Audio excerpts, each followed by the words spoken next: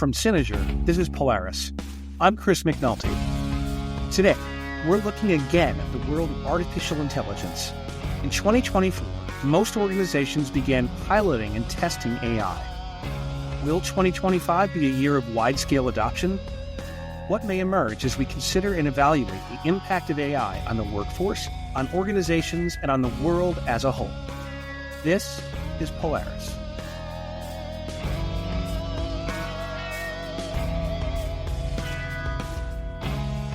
Welcome to Polaris Pulse. I'm your host, Chris McNulty, Head of Strategic Markets at Synerger. Synerger is an advisory agency focused on transforming business for our clients, navigating the complexities of transformation and strategic planning with ease. Today, we're introducing something new. Rather than run a full episode with guests and events, I wanted to spotlight some recent news. In this case, my own predictions and assessment about the state of AI in 2025. That's why we're calling this Polaris Pulse. Hopefully it will be briefer than our usual Polaris episodes. Last year, Katja Lenosi, the CEO at Clear People, asked me to contribute my predictions for AI in 2025 to their end-of-year ebook on trends in knowledge sharing for 2025. It was a great honor to be included alongside many seasoned KM experts, and that led to a public roundtable last week with Katja, Barry Byrne, Marian Hermkes, and me.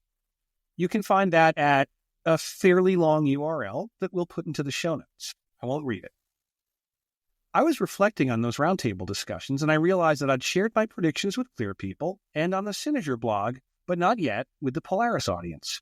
So let's share some predictions. Now, if you've heard me on podcasts before, especially the Intrazone, you know I can never resist the impulse to interject something from the world of sport ball, as my friend James likes to call it. So let's also do a sports prediction. Here in North America, we're approaching the World Championship, so-called, for the National Football League, Super Bowl 59, or LIX for those of you keeping score with Roman numerals. Sunday evening, the Kansas City Chiefs will try for their third straight Super Bowl win against the Philadelphia Eagles. Both teams have great defenses, but their offenses could not be more different. The Chiefs have a pass-heavy offense led by quarterback of the decade, Patrick Mahomes, whereas the Philadelphia Eagles have been run-heavy this year, as Saquon Barkley had a breakout season of over 2,000 yards on the ground, and a little push from Jalen Hurts at quarterback. Now, I'd love to see the Eagles break through this year, but I'm hard-pressed to see anything other than Kansas City 31, Philadelphia 25. We'll see how successful I was. So, let's turn our focus to AI.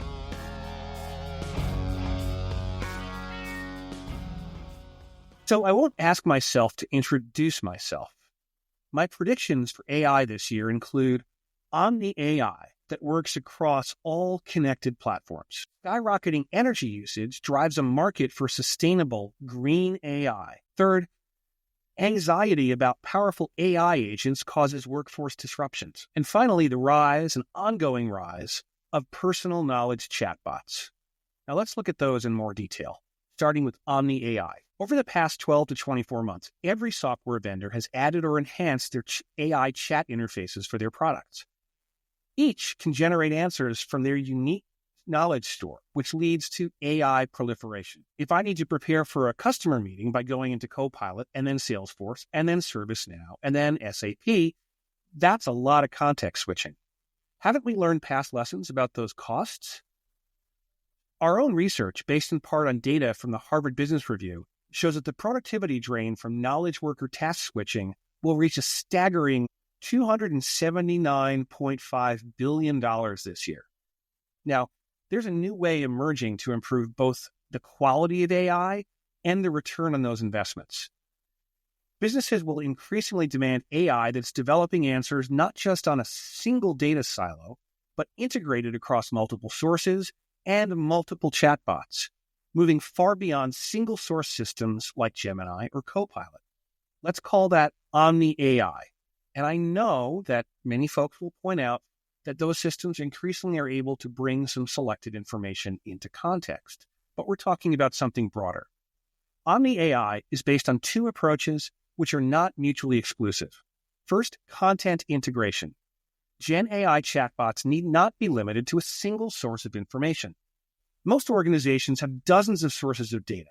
A typical $1 billion organization may have more than 50. Customers need a managed way to create an index source of data for those large language models and RAG systems. Microsoft has made some great steps with graph connectors, but I predict an emerging ISV or two will successfully introduce some next-generation solutions to unify, enrich, and secure cross-platform information for Gen AI. Second, federated chat interfaces. Now, from my perspective or yours, when I ask a question, it doesn't matter whether the chatbot is going to one library, or it's pulling it from other sources, or it's asking a team of otherwise disconnected local AI agents to work on their parts of the problem and bring it back into a cohesive whole. The end result needs to be the same. Omni AI can create cohesive knowledge systems, which will empower better decisions and employee effectiveness. In 2025, organizations that move to the first wave of Omni AI solutions will experience even greater productivity gains than those that are still using the AI standards of 2023. Secondly, green AI. We should all be rightfully afraid of the technology future for artificial intelligence that is powered by less sustainable energy sources like coal. Generative AI and its related technologies are creating record demand for data center capacity and electricity.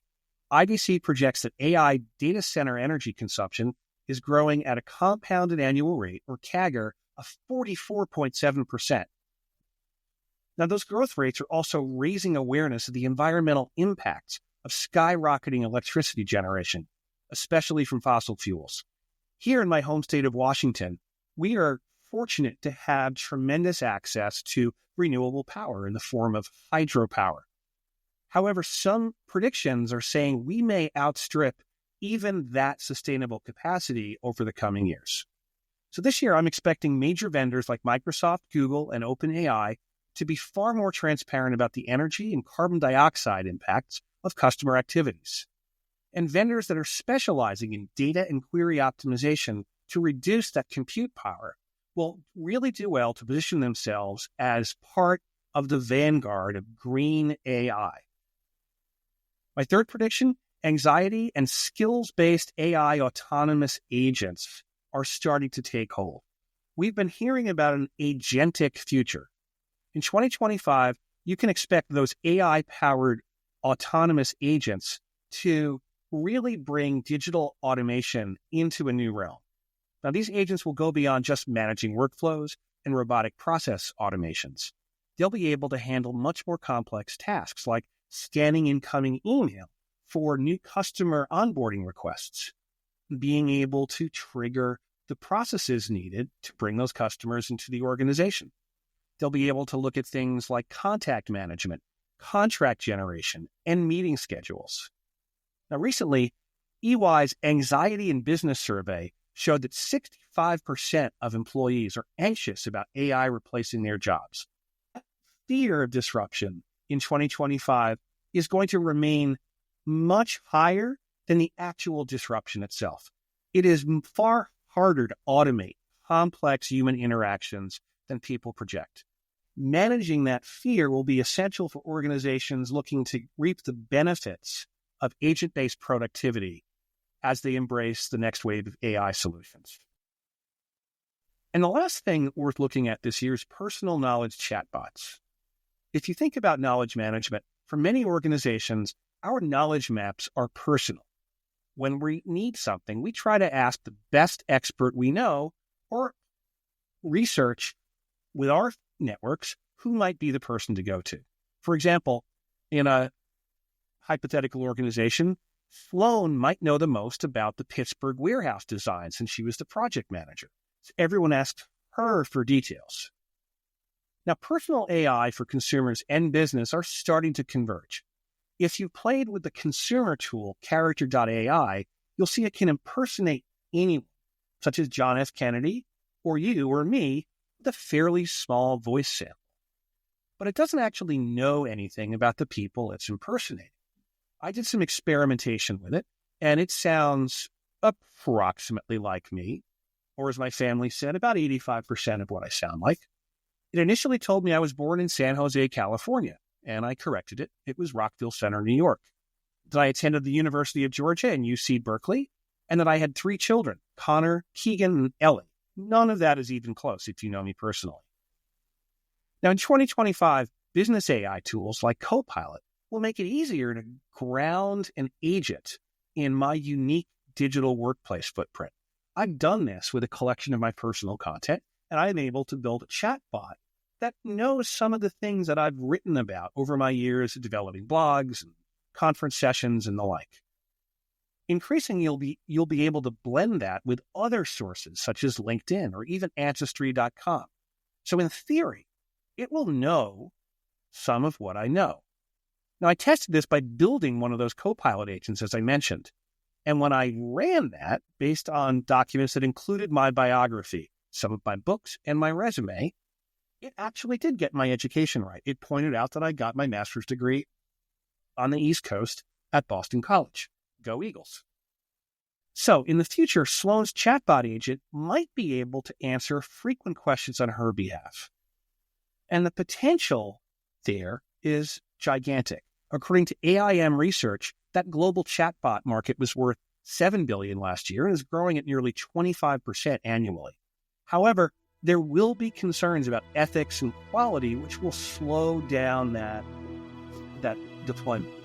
Character.ai on the consumer side has been implicated in some really anomalous behaviors by people who start to rely on it as a replacement for social interaction and seeking advice from something which really isn't designed to do any of those things.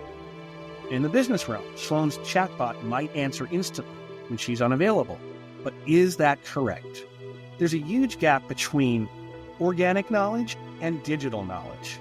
And there's no replacement for judgment, intuition, and creativity. That's why I think those personalized agents that represent us will remain an interesting laboratory curiosity in 2025, despite what you may hear in the press. So those are my 4 predictions. Just to recap, Omni AI, Green AI, Agent Anxiety, and personal chatbots. Now, I hope you enjoyed hearing those predictions as much as I enjoyed forecasting them. I'm looking forward to seeing how they play out for the rest of the year, and I'll come back before that happens to give a scorecard on how that's playing out. Up next on Polaris Events, we'll keep this short. Next week, on Tuesday, February 11th, join Synerger at 8 a.m. Pacific for our free webinar, How to Succeed with Your Copilot Rollout. Based on dozens of early adoption customer experiences at Microsoft, it will cover essential strategies and tips to help ensure a successful Copilot implementation, from preparation and content readiness to pilot programs and full-scale rollout. You can sign up now at aka.synerger.com/Copilot2025. We'll have links to that in the show notes. Of course, we'll have our full event calendar on the next episode of Polaris. In the meantime, you can stay informed at synerger.com/events. And if you have an upcoming event you'd like us to promote in a future episode, please get in touch and we'd be happy to include it. Well, that's going to do it for our inaugural Polaris Pulse. I hope you enjoyed our first ever Pulse. Please let us know if you'd like to propose a topic for a future episode. We encourage you to check out our show page for links to all we talked about today and more. Visit us at polaris.synerger.com. Send in your questions and feedback for the Synerger team. You can reach us via email at polaris@synerger.com. Remember to rate, review, and tell all your friends about the show. Follow the show wherever you get your favorite podcasts. Thanks for listening. I'm Chris McNulty, and this has been Polaris, a show that charts the course for business and technology transformation from Synerger. Learn more at synerger.com. See you next time.